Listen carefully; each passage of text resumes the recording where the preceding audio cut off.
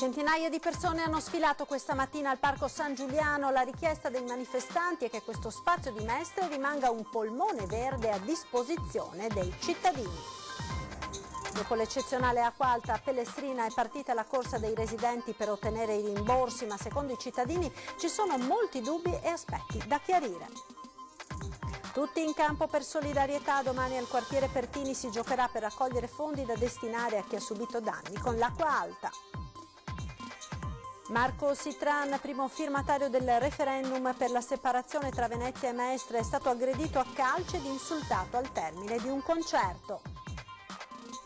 È aperto al pubblico dal 26 novembre, ma oggi il mercato di Mestre è stato ufficialmente inaugurato, lavori conclusi in 5 mesi. Per la prima volta in 40 anni il Comitatone per la salvaguardia di Venezia e la Laguna stanzia fondi anche per i comuni di Grondamira. Arriveranno 1.800.000 euro l'anno. Nella sede della Regione Veneto consegnato il Leone d'Oro allo sport, premiati Allegri, Lippi e Malagoma, un premio arrivato anche al nostro direttore Luigi Baccialli con il Leone per la comunicazione. Ben ritrovati con l'edizione di Venezia dei nostri telegiornali. Centinaia di persone hanno sfilato questa mattina al Parco San Giuliano a Mestre. La richiesta dei manifestanti è che questo spazio rimanga un polmone verde a disposizione dei cittadini. Il parco è di tutti, quindi il parco va restituito ai cittadini per le finalità per le quali è stato progettato e realizzato. Vi ricordo che è stato votato all'unanimità, cioè questa città non ha dubbi su che cosa si deve fare qua. Centinaia di persone hanno sfilato per il Parco San Giuliano formando un lungo serpentone dietro lo striscione Giù le mani dal parco. La camminata di protesta, come è stata ribattezzata dagli organizzatori, ha nel mirino i progetti futuri cui sarebbe destinata una parte di questo spazio verde. Il comune pensa di insediare stabilmente una zona di interporto, quindi trasporto merci su gomma, scambio acqueo su via San Giuliano. Questo è inconcepibile, non è previsto dalla normativa, quindi viola la normativa che prevede per questo parco invece un verde attrezzato. Da parte comunale si parla invece di un complesso programma di intervento finalizzato alla riqualificazione dell'area occupata dalle imprese di San Giuliano, di ammodernamento e ampliamento delle strutture del cosiddetto polo nautico, di miglioramento di alcune specifiche aree del parco come la zona concerti e il canile e della creazione di una pista ciclopedonale fra la via San Giuliano e il Ponte della Libertà.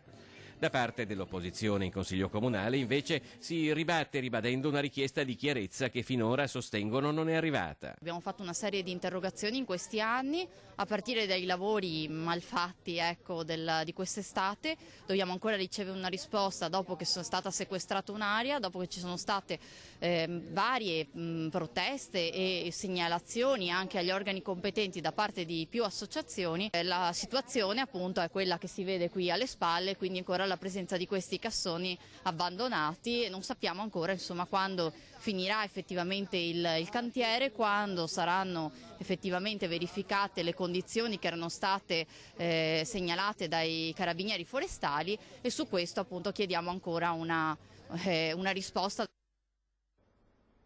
Allarme a Venezia, turisti, aziende, grandi associazioni e fondazioni stanno annullando prenotazioni di camere, sale e convegni in città per paura dell'acqua alta, rendendo, secondo l'associazione albergatori, sempre più grave la situazione per il sistema turistico. Secondo il report di Federalberghi Veneto, nei quasi 300 hotel del centro storico e nei tantissimi bed and breakfast, già nei giorni immediatamente successivi a quella che è stata definita l'apocalisse, le cancellazioni erano arrivate al 45%. Ora, per la prima volta nella sua storia, a Venezia è arrivato qualcosa che mai si era vissuto: il blocco totale delle prenotazioni, Natale e Capodanno compreso e fino a data da destinarsi.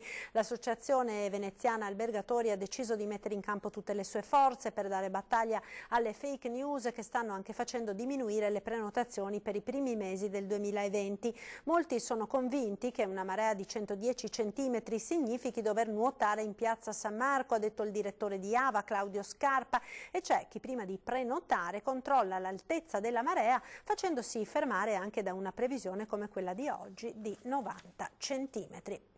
E dopo l'eccezionale acqua alta a Pellestrina è partita la corsa dei residenti per ottenere i rimborsi promessi dal governo, ma secondo i cittadini ci sono molti dubbi e aspetti ancora da chiarire. Delusione perché alcune categorie di beni non sono ammesse per ottenere il rimborso. A Pellestrina è iniziata la corsa dei residenti per ottenere i rimborsi promessi dal Premier Conte e stanziati dal governo nei giorni dell'emergenza. Secondo i cittadini però molti aspetti sono ancora da chiarire. Vorrei porre alcune domande al Comune di Venezia. Perché fate pagare una marca da bollo da 16 euro per fare le domande di riscossione dei danni subiti? Delusione poi perché nelle richieste di rimborso non sono inserite le auto, moltissime quelle danneggiate a Pellestrina, motorini e barche, ma anche credenze, divani e poltrone dentro le case non possono essere inseriti nell'elenco. Questo dipende non da scelte delle amministrazioni locali, ma dal regolamento nazionale di protezione civile. Vorrei sapere se verrà fatto un sopralluogo da un perito nelle nostre case. Questo anche per sapere dei danni subiti. Poi vogliamo sapere anche un'altra cosa.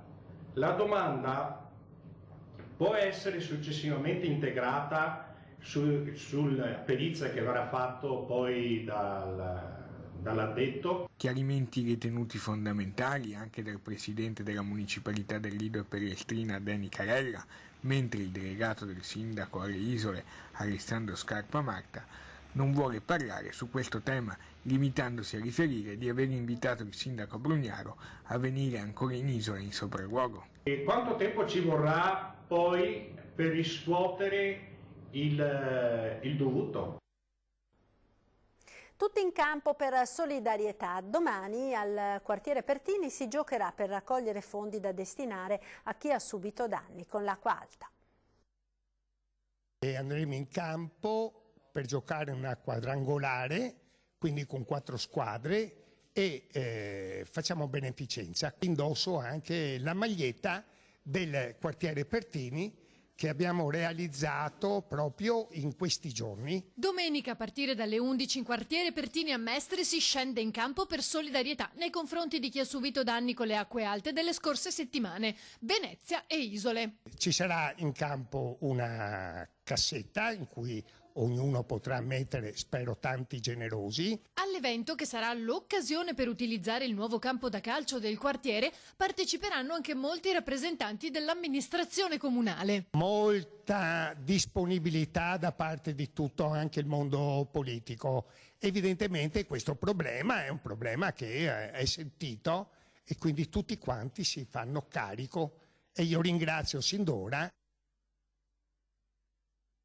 Stato aggredito a calci per le mie idee politiche, la denuncia è dell'avvocato Marco Sitran, primo firmatario del referendum separatista.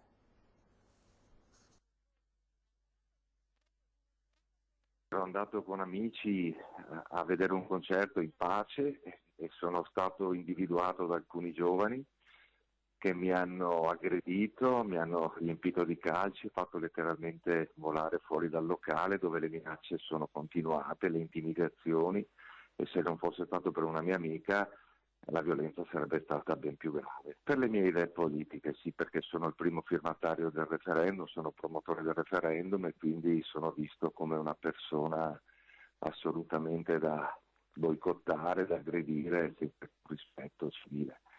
Questo sicuramente non è ben augurante per le prossime elezioni, per il futuro di questa città. Senza un dialogo non ideologizzato non si va da nessuna parte. E lei adesso come si muoverà? Ha intenzione di sporgere denuncia? No, la mia denuncia l'ho fatta su Facebook. Non ho odio e rancore nei confronti di nessuno. Sono soltanto sorpreso, allucinato diciamo da questo tipo di reazioni che non portano nulla di buono, però non credo che fare una querela sia il caso. Lei crede che per le sue opinioni potrebbero esserci anche altri episodi del genere? Penso di sì, perché io la prima volta sono stato aggredito e accompagnato dalla Digos a casa perché mi hanno difeso, perché ero veramente aggredito da tante persone, tanta violenza. Sono andato in un locale in pace per assistere a un concerto e sono stato fatto volare via dal locale con calci, pugni e offese. Spero che questa sia l'ultima volta che mi succede qualcosa per ragioni politiche, per la mia attività politica, altrimenti insomma, dovrò prendere provvedimenti per la tutela mia e forse anche della mia famiglia. Si sono concluse con successo le ricerche di un bambino che frequenta una scuola primaria di Mestre che ieri, una volta uscito, si è allontanato prima che arrivasse la mamma. La donna, non trovandolo, si è preoccupata e ha chiamato il 113. Subito sono state attivate le ricerche e la notizia è stata diramata a tutte le pattuglie sul territorio. Dopo alcune ore, verso le 18:30, alcuni passanti l'hanno notato alla stazione di Venezia Santa Lucia con aria spaesata. A raccogliere la segnalazione è stata una guardia giurata che poi ha avvertito gli agenti della Polfer. I poliziotti hanno quindi rintracciato il bimbo e dopo averlo rassicurato lo hanno affidato agli uomini delle volanti che lo hanno accompagnato in questura dove il piccolo ha finalmente potuto riabbracciare la mamma. Per la prima volta in 40 anni il Comitatone per la salvaguardia di Venezia e della Laguna stanzia fondi anche per i comuni della Gronda lagunare. A Mira arriveranno 1,8 milioni di euro ogni anno. Per noi è una grande soddisfazione, frutto di un lavoro portato avanti già 2 anni fa con il governo Gentiloni e che adesso ha trovato una risposta importante, perché questi fondi poi verranno anche portati avanti nei prossimi anni e la mia richiesta è quella di renderli stabili, quindi fissi anche per tutti gli anni a venire. Ora il passo seguente è rendere strutturali i finanziamenti, ma il risultato col quale il sindaco Dori è tornato da Roma è già di suo storico. Per la prima volta infatti il Comitatone ha stanziato risorse della legge speciale di Venezia per Mira e i comuni di Gronda che rappresenta, Campagna Lupia e Codevigo. Per Mira è previsto un finanziamento di 1.800.000 euro per gli anni 2018 e 2019, ma il governo ha anche annunciato di voler aumentare le somme a disposizione dei comuni nel 2020. E sono delle risorse che potremo utilizzare in molti ambiti. Noi adesso stiamo attendendo il libretto delle istruzioni perché, essendo la prima volta, dobbiamo anche noi capire esattamente dove li possiamo utilizzare. Certo è che per un comune avere delle risorse in più e anche di un certo livello è sicuramente una buona notizia, soprattutto per i cittadini che a questo punto si augurano di avere maggiori servizi e maggiori risposte. Come esiste la specificità di Venezia, dice il sindaco, esiste anche una specificità di Mira e della Gronda e in forma più estensiva della Riviera e dell'intero bacino. Su come poi impiegare i fondi della legge speciale, a Mira c'è già qualche idea. Possono essere utilizzati per sistemare, ad esempio, dei ponti. Come sapete Mira ha 8 ponti mobili, questi ponti noi li dobbiamo gestire in autonomia, sono molto costosi, possono essere usati per il risanamento, per il rischio idrogeologico, vedremo. Comunque noi ce li abbiamo, non vediamo l'ora di poterli utilizzare. Una notizia di cronaca ora, resa nota dal segretario regionale della FSP Polizia oggi pomeriggio in Calle Piva, scrive Mauro Armelao, a Chioggia, ennesimo intervento a rischio dove le forze dell'ordine hanno dovuto bloccare una persona esagitata e visibilmente violenta che si è scagliata contro i mezzi delle forze dell'ordine.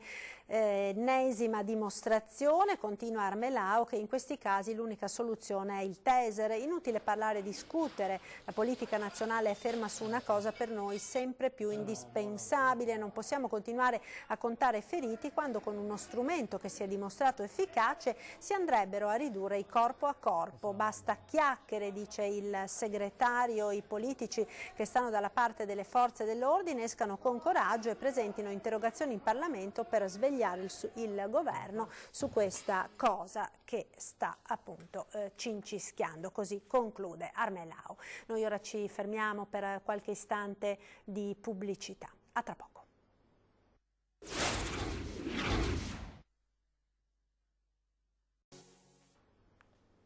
Ben ritrovati con l'edizione veneziana dei nostri telegiornali. Andiamo ora a Mestre, dove è stato inaugurato questa mattina il nuovo mercato coperto.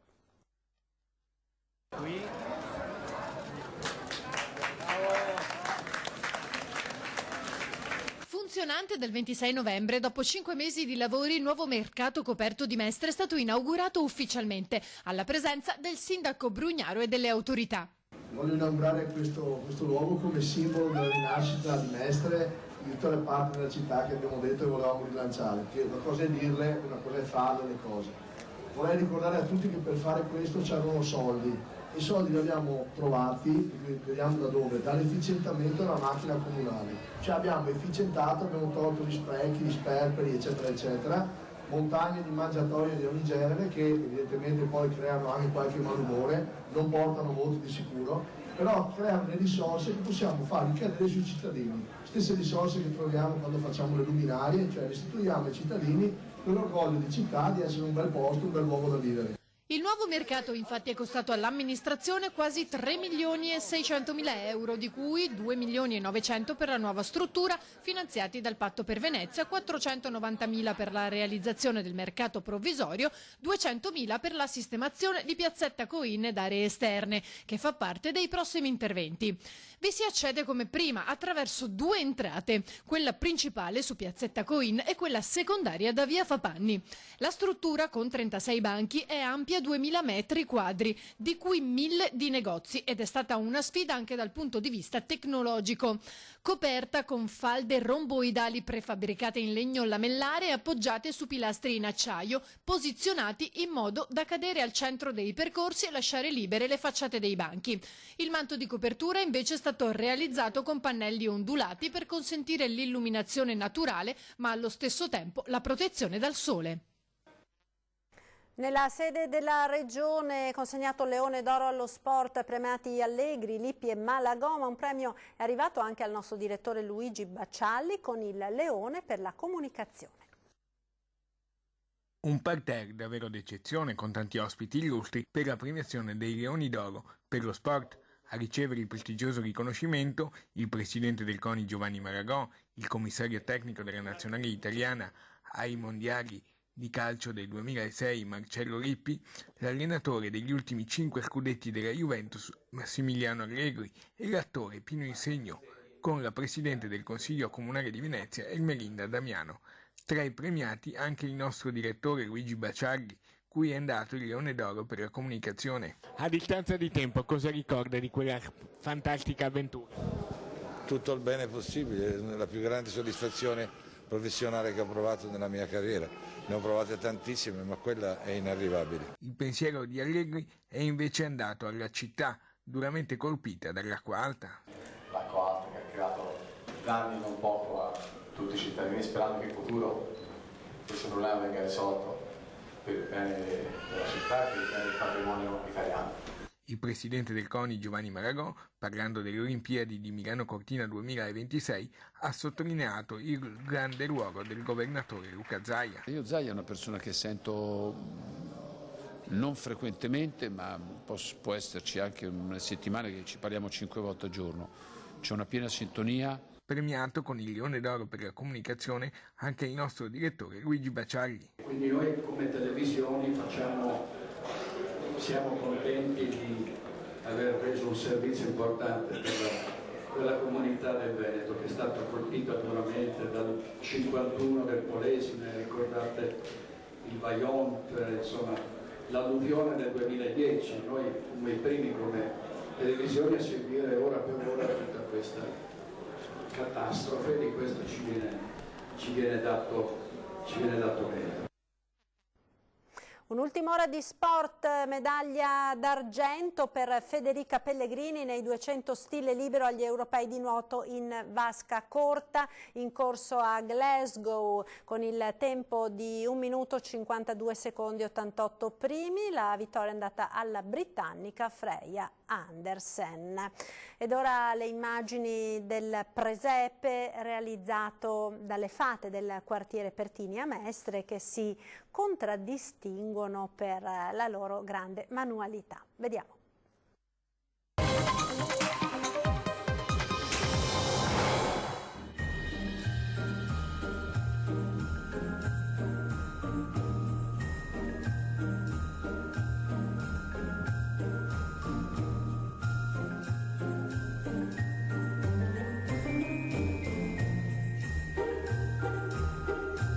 Questo presepe è stato realizzato tutto a mano dalle nostre signore, è stato fatto a uncinetto, pezzo per pezzo, poi è stato assemblato e abbiamo avuto quest'idea di fare una cosa particolare. Difatti questi personaggi del presepe sono particolari e sono molto dolci, molto espressivi secondo noi. Il lavoro è stato un lavoro minuzioso perché è un lavoro molto lungo e è durato circa 3 mesi.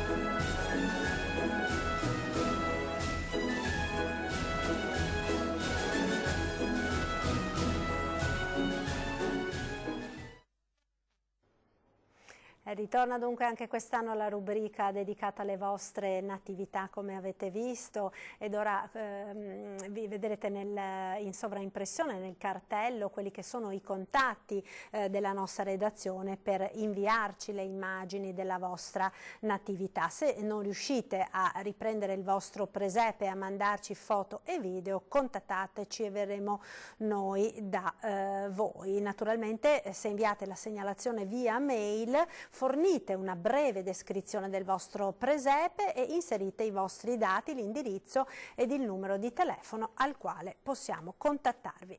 Ed è tutto per questa edizione, vi ringrazio per essere stati con noi, vi lascio come sempre alle previsioni del tempo. Arrivederci e buon proseguimento di serata con Antenna 3.